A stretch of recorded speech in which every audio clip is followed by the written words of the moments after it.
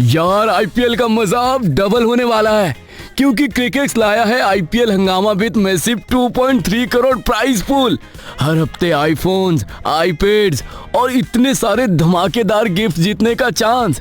Yamaha bike, Realme mobile, Apple watch और even TV तक जीत सकते हो। और यही नहीं, क्रिकेट पे जिली गेम्स खेलो, स्पिन करो और जीतो हर वीक नया सब प्राइज। अभी ज्वाइन करो क्रिकेट पे और ले जाओ 300 रुपए का रैपिड बोनस। डिपॉजिट करना सुपर इजी है, फोन पे, गूगल पे या बैंक ट्रांसफर से। और सबसे बेस्ट पार्ट, रजिस्टर करो लिंक से जो कमेंट में पिन्ड है और जीतो आईफोन 16 प्रो मैक्स हर वीक। तो और क्या चाहिए, डाउनलोड करो क्रिकेट ऐप अभी।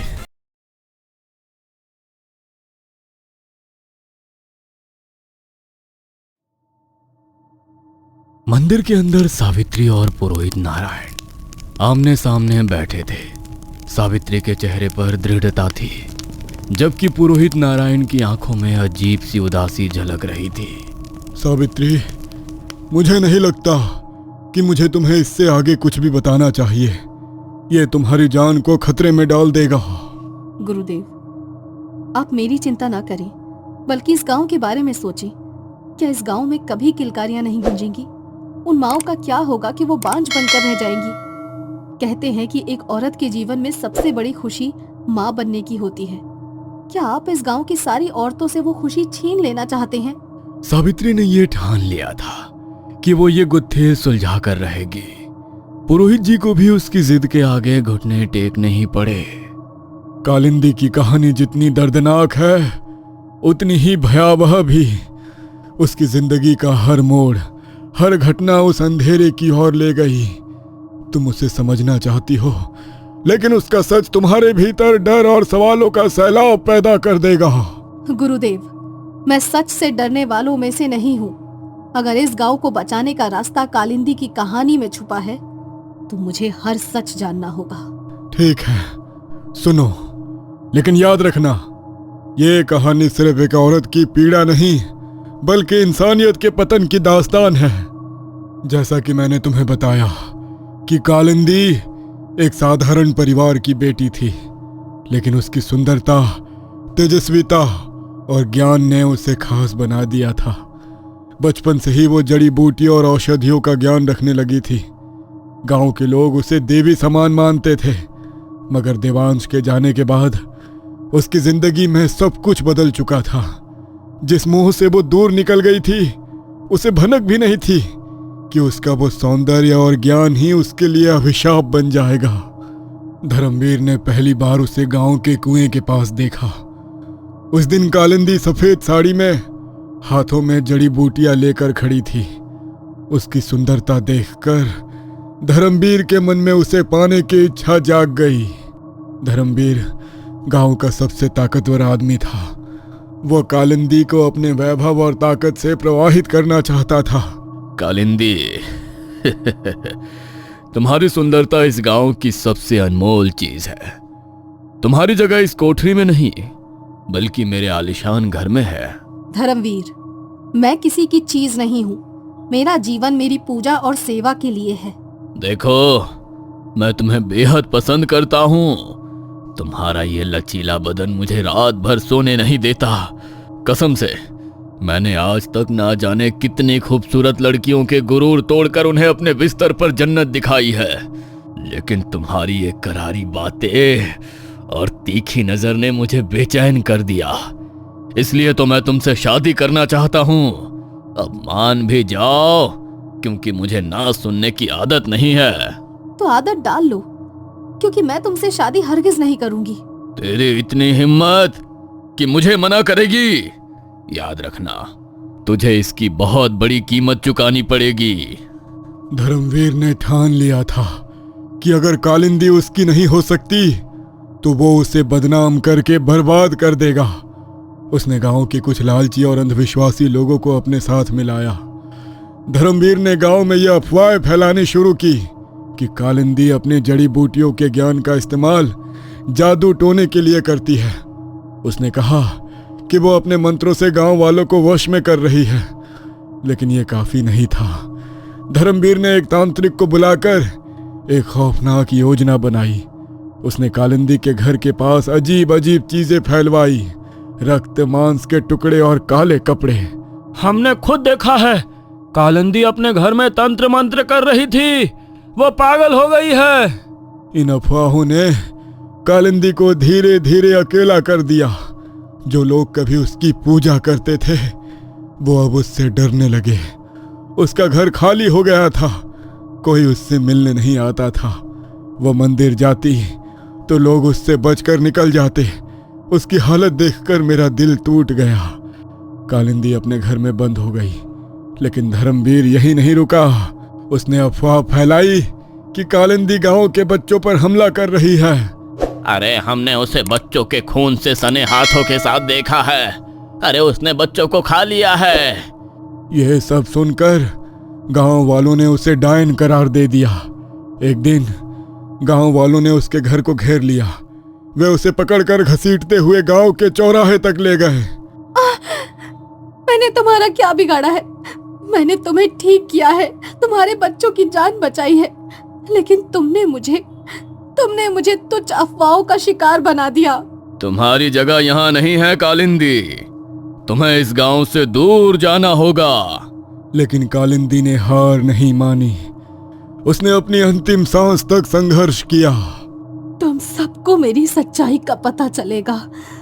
मेरे साथ जो अन्याय हुआ है उसका श्राप तुम्हारी पीढ़ियों को भुगतना पड़ेगा।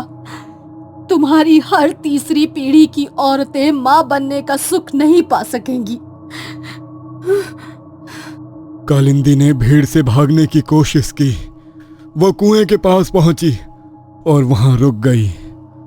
वो कुएं के किनारे खड़ी होकर बोली, तुमने मेरी जिंदगी छीन ली, अब मेरी आत्मा तुम्हें चैन से नहीं जीने देगी। और फिर उसने कुएं में छलांग लगा दी। गुरुदेव, मुझे उस कुएं तक जाना ही होगा। अगर कालिंदी की आत्मा से बात किए बिना इस श्राप को खत्म नहीं किया जा सकता तो मैं हर जोखिम उठाने के लिए तैयार हूँ। सावित्री, यह जुनून नहीं बल्कि मूर्खता है। तुम समझ नहीं रही हो कि उस कुएं पर जाना सिर्फ खतरे से खेलना नहीं बल्कि अपनी मौत को बुलावा देना है। अगर मैं वहां नहीं जाऊंगी तो क्या इस श्राप को खत्म किया जा सकता है? क्या हम इसे यूं ही पीढ़ियों तक सहने देंगे? मैं इसे खत्म करना चाहती हूँ, और अगर इसके लिए मुझे अपनी जान भी दांव पर लगानी पड़े तो मैं तैयार हूँ। तुम ये क्यों नहीं समझ रही हो बेटी? कालिंदी की आत्मा शांत नहीं है, वो हर किसी से नाराज है। उसकी आत्मा को छेड़ना मतलब और ज्यादा विपत्ति बुलाना है। गुरुदेव, यही तो समस्या है। आप जैसे लोग हमेशा डर की वजह से चुप रहते हैं। गांव वालों ने कालिंदी के साथ अन्याय किया और आप सबने चुपचाप देखा। अब जब इस श्राप की वजह से हर तीसरी पीढ़ी की औरतें अपनी संतानों को खो रही हैं, तब भी आप चुप हैं। मैं चुप नहीं रह सकती। तुम्हें लगता है मैं चुप हूँ? अरे मैंने अपना पूरा जीवन इस श्राप को समझने और इसे खत्म करने के तरीके खोजने में लगा दिया। लेकिन कुछ रहस्य ऐसे होते हैं जिन्हें छेड़ने का मतलब और बड़ा विनाश लाना है। तो क्या इसका मतलब है कि हम इस श्राप को स्वीकार कर लें? क्या आप चाहते हैं कि औरतें इसी तरह अपने बच्चों को खोती रहें? क्या आप चाहते हैं कि कालिंदी की आत्मा कभी शांति ना पाए? तुम समझ नहीं रही हो बेटी, ये केवल एक आत्मा से बात करने की बात नहीं है। उस कुएं में कुछ ऐसा है जो इंसान की समझ से परे है। वहां जाने का मतलब है उस शक्ति से सामना करना जो नष्ट कर सकती है। गुरुदेव, मैं डरने वालों में से नहीं हूँ। मैं जानती हूँ कि डर ही हमें कमजोर बनाता है। अगर कालिंदी को न्याय नहीं मिला तो ये गांव कभी शांति से नहीं जी पाएगा। तुम्हें लगता है कि तुम्हारी हिम्मत तुम्हें बचा लेगी, लेकिन क्या तुमने सोचा है कि अगर तुम उस कुएं तक गई और कुछ गलत हुआ तो क्या होगा? अगर तुम वापस नहीं लौटी तो तुम्हारे परिवार का क्या होगा? अगर मैंने कुछ नहीं किया तो भी क्या मेरे परिवार का जीवन सामान्य होगा? हर रात मेरी भाभी गुंजन की चीखें सुनकर मुझे लगता है कि मैं असफल हूँ। मैं कुछ करना चाहती हूँ गुरुदेव। मैं तुम्हारी पीड़ा समझता हूँ बेटी, लेकिन वहां जाना एक साधारण बात नहीं है। तुम नहीं जानती कि उस कुएं के पास क्या होता है। वहां ना सिर्फ कालिंदी की आत्मा भटकती है बल्कि कुछ ऐसा है जिसे अब तक कोई नहीं समझ पाया। आपका मतलब क्या है गुरुदेव? क्या आपने कुछ देखा है? हाँ, मैंने देखा है। कई साल पहले एक औरत उस कुएं तक गई थी। वो दावा कर रही थी कि वो कालिंदी की आत्मा को शांत कर सकती है, लेकिन वो कभी वापस नहीं आई। उसके साथ क्या हुआ था? क्या आपने कभी उस कुएं में झांक कर देखा? कोई नहीं जानता, लेकिन कुछ ने उस रात उसकी चीखें सुनी थी और अगली सुबह उस कुएं के पास खून के निशान पाए गए, लेकिन उसका शरीर कभी नहीं मिला। गुरुदेव, शायद वही अंधेरा इस श्राप का कारण है। मैं उस अंधेरे का सामना करने को तैयार हूँ। तुम्हें लगता है ये आसान है? ये कोई साधारण यात्रा नहीं है। वहां जाने का मतलब है अपनी आत्मा को खतरे में डालना। अगर ये यात्रा कठिन है तो इसका मतलब ये नहीं कि हमें हार माननी चाहिए। ये श्राप सिर्फ कालिंदी की आत्मा के दर्द का नतीजा नहीं है, बल्कि हमारे समाज की गलतियों का भी परिणाम है। मैं इसे ठीक करना चाहती हूँ। तुम्हारी बहादुरी की मैं कद्र करता हूँ सावित्री, लेकिन तुम्हें मेरी चेतावनी को हल्के में नहीं लेना चाहिए। मैं आपकी चेतावनी समझती हूँ गुरुदेव, लेकिन मैं अपनी जिम्मेदारी भी समझती हूँ। अगर मैं इस श्राप को खत्म करने के लिए कदम नहीं उठाऊंगी तो कौन उठाएगा? अगर तुमने ये निर्णय लिया है तो मैं तुम्हें रोकूंगा नहीं, लेकिन याद रखना, तुम्हारे कदम केवल तुम्हारे नहीं बल्कि इस पूरे गांव की किस्मत तय करेंगे। गुरुदेव, यही मेरी कोशिश है। मैं इस गांव की किस्मत बदलना चाहती हूँ। सावित्री और पुरोहित नारायण के बीच लंबी बहस के बाद मंदिर के माहौल में एक गहरी खामोशी छा गई। सावित्री अपनी जगह पर खड़ी थी और पुरोहित नारायण अपने मस्तक को सहलाते हुए गहरी सोच में डूबे हुए थे। सावित्री, मैं तुम्हारी दृढ़ता देख रहा हूं। तुम सही हो। यह श्राप सिर्फ कालिंदी की आत्मा का नहीं बल्कि हमारी पीढ़ियों की गलतियों का नतीजा है। तो आप मुझे कुएं तक जाने से रोकेंगे नहीं? नहीं, मैं तुम्हें अकेले नहीं जाने दूंगा। कल ब्रह्म मुहूर्त में जब अंधेरा और रोशनी का संतुलन होगा, हम दोनों उस कुएं तक जाएंगे। लेकिन याद रखो सावित्री, यह यात्रा सिर्फ शारीरिक नहीं है, यह तुम्हारी आत्मा की परीक्षा होगी। आप भी मेरे साथ चलेंगे गुरुदेव? हाँ, तुम अकेली वहां नहीं जा सकती, लेकिन इस रात को तुम्हें किसी भी बुरी ताकत से बचाने के लिए तुम्हें ये मंत्रित धागा दूंगा। पुरोहित नारायण ने अपने पास रखे लाल रंग के धागे को उठाया और उसमें मंत्र फूंका, फिर उसे सावित्री के हाथ पर बांध दिया। यह धागा तुम्हें रात भर किसी भी बुरी ताकत से बचाएगा। ध्यान रखना, इसे खोलना मत। धन्यवाद गुरुदेव, मैं आपकी बातों का ध्यान रखूंगी। कल सुबह मंदिर में मिलती हूँ। सावित्री ने घर लौटते समय खुद को शांत रखने की कोशिश की, लेकिन जैसे ही उसने अपने आंगन में कदम रखा, उसे महसूस हुआ कि घर का माहौल अजीब था। अंदर से हल्की हल्की फुसफुसाहटें सुनाई दे रही थी। ये आवाज कैसी है? वो घर के अंदर गई और देखा कि गुंजन अपने कमरे के कोने में बैठी थी। उसकी आंखें लाल हो चुकी थी और उसके बाल बिखरे हुए थे। वो आ रहा है।